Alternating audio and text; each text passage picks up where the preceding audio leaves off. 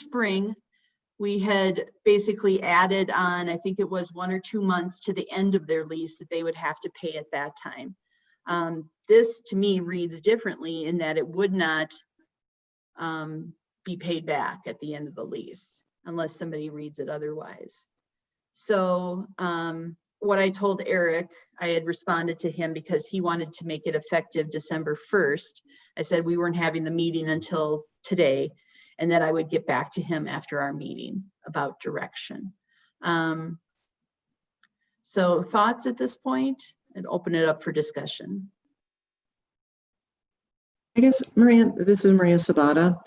What benefit to the city does having the guild there serve? It seems like, like you said, they've come to us before with this request. Is there a benefit that, outweighs the cost to the city for doing this? Yeah, I think Dan was even on the line last time when we talked about this. I think having the extra just bodies in place, that there gives more life to the area. We do have to pay regardless of whether we have a tenant in there or not. We are obligated to pay the lease to, I guess it's Weingarten now. I'm not even sure. I think that's the entity that we pay. So we do have a monthly lease that we have to pay, and their rent payment essentially offsets that. So whether they're in there or not, we still have an obligation to pay our rent.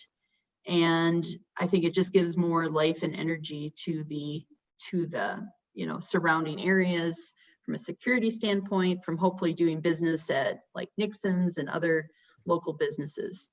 Dan, do you want to add anything in on that? Yeah, I think that's right. I think it also provides some flexibility as we get some tenants who may want to move in and occupy be in occupancy in the area. And so it provides us the flexibility of being able to provide them some space, which could be a critical element, maybe in landing a tenant. I met with Eric a couple of months ago. Part of his dilemma is their model is really changing, where they need to provide more private offices and really expanded cubicles versus open space. So they're really looking at a situation where they need to put more money into the space to make it viable in today's conditions. So it's a tough boat for him to be in. Yeah. And the fact that he wants to continue to stay, but try to figure out how to survive financially is probably a good thing. And so I can see some benefits coming out of it. And just personally, I would kind of favor anything we could do to keep them in place during this period of time. Mm-hmm. I have a question. Is this anything CARES Act can help out with, or did they apply for CARES Act assistance? Oh, that's a really good idea, Christina. I don't know. I can't recall that discussion item. It is a good question. Their comment regarding just the disruption to city center, is that really viable? COVID, I understand, but from my understanding, like a lot's not going to change immediately with city center. So to me, the COVID's probably more reliable as far as assistance needed. I think that's right, although he's kind of looking at it, in terms of, can he justify greater capital cost investment in the space? So even though that might not be immediate, if it's a year to 2 years off and all of a sudden, we're talking to him about moving, then all that upfront capital investment has a really short usable life and not a very good return. Mm-hmm. Yeah, Okay, I can. Thank you. Is this the right time to put them on notice for potential, modification of their lease? I think we were supposed to give them 9 months notice. Now that could be notice with going to a month to month. I think this is a pretty big ask, but I feel like, do we have to do something to hedge our bets in terms of, being prepared for that impending redevelopment?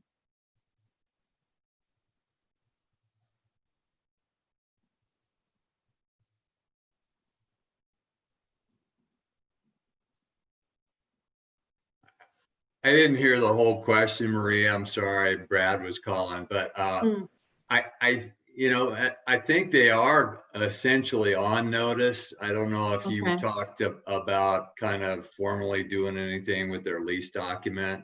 Yeah, I think technically it requires 9 months notice, advance notice.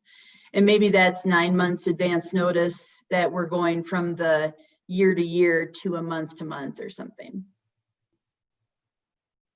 I don't know how imminent the redevelopment might actually be. I totally get his, not investing additional money in the building, but, we don't want to come up against them having to vacate on short notice either.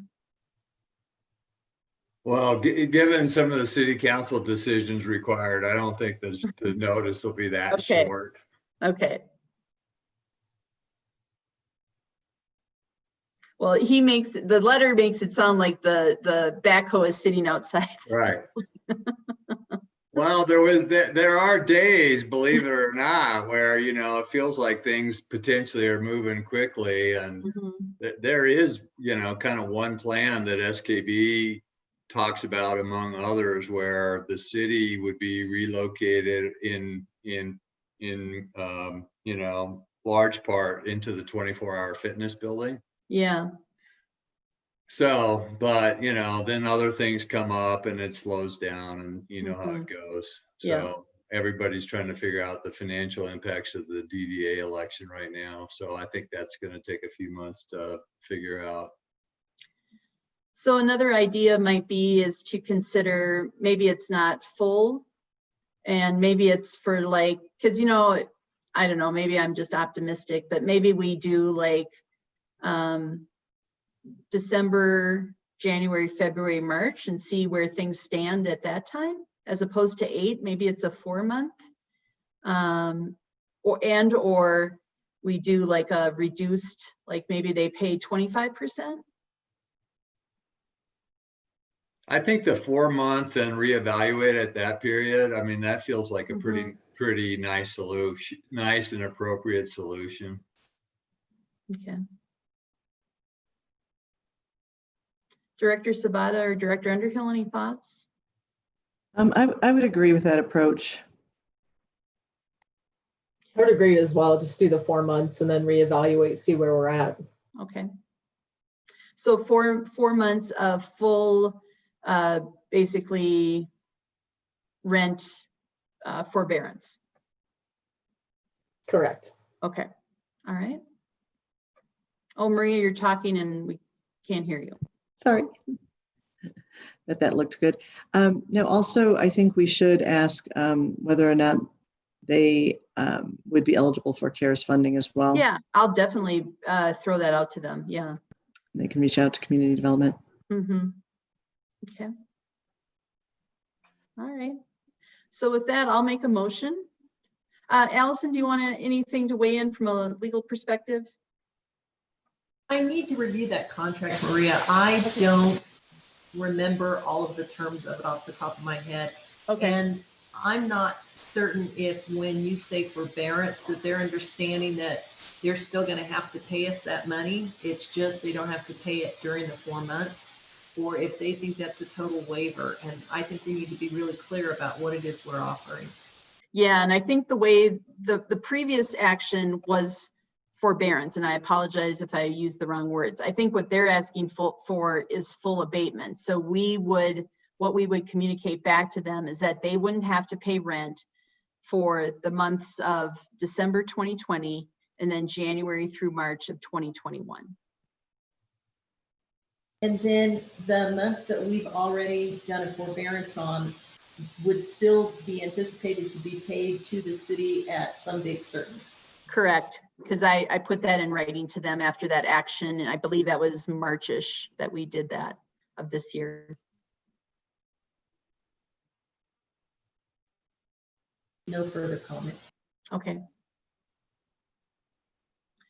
All right, so I'll make the motion to forego the rent, i.e. they will not have to pay either now or at the back end of their lease for their rent for the months of December 2020, January 2021, February 2021, and March 2021. And that in the first part of March 2021, the board will reconvene with the guild. Well, I'll reach out to the guild staff, communicate with them, and then we will have a board action to discuss further for where we go from there. Also, I will communicate to them that to take advantage of any CARES funding available, and I'll put that in writing to them this week. I'll make a motion, or I'll second the motion. All right.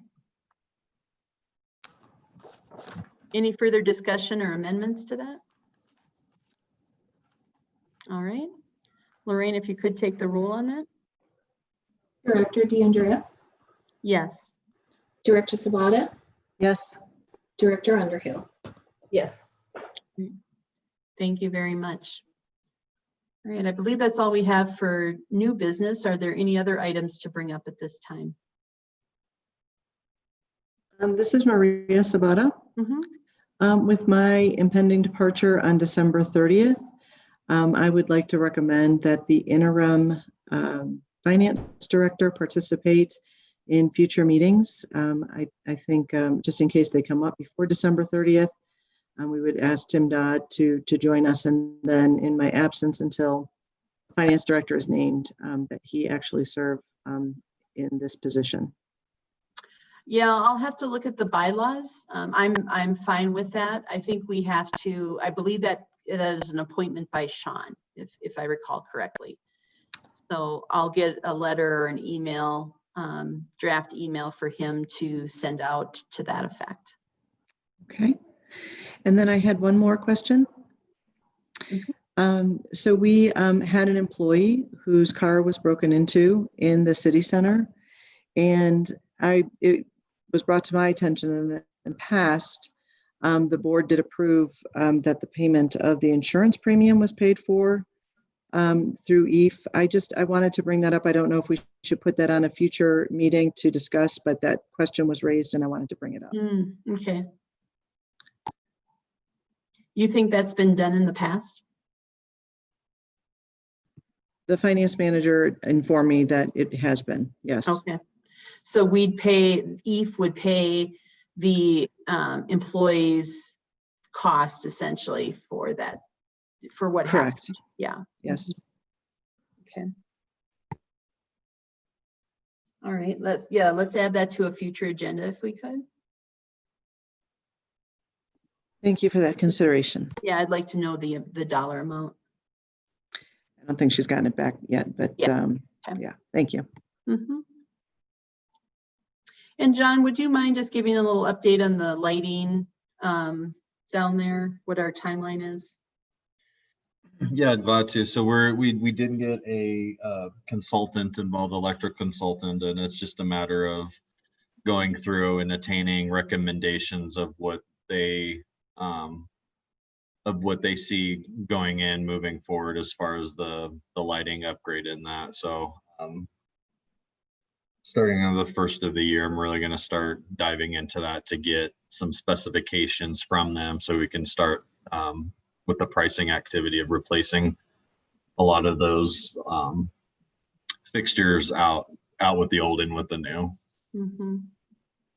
Similarly, I think I've reported before that IT is working on additional security cameras for the parking garage, basically the exterior of the Civic Center and the parking garage as well, which should occur probably in January or February of this year.